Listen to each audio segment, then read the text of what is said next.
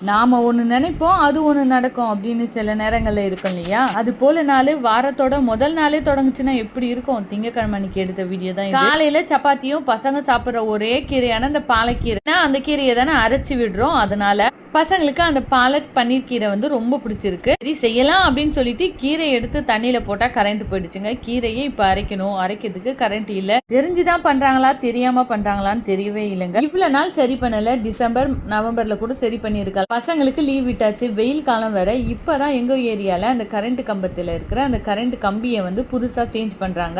Current ஒரு நாள் ஃபுல்லா இல்லைங்க. ரொம்பவே கஷ்டப்பட்டாச்சு. எங்க வீட்டு பசங்களுக்கு மோர் ரொம்ப பிடிச்சு போச்சு. மோர்ல போடுற காரா பூந்தியை அடிக்கடி வாங்க முடியாது அப்படின்னு சொல்லிட்டு ஹோல்சேல் ரேட்டுக்கு வாங்கி வச்சுட்டேன். மின்துறையே அவங்க கடமையை செய்யும் பொழுது நம்ம கடமையை செய்யணும் இல்லையா? மின்சாரம் போனா என்ன அப்படின்னு சொல்லிட்டு நான் பாட்டுக்கு என்னோட வேலையை செஞ்சுட்டு இருந்தேன். நேற்று வீடியோவும் அப்லோட் பண்ண முடியல. திங்கக்கிழமை நாளே அடுத்த நாள் செவ்வாய்க்கிழமைக்கு பூஜை ரூம் ரெடி பண்ண வேண்டியதுதான். பாய். நெக்ஸ்ட்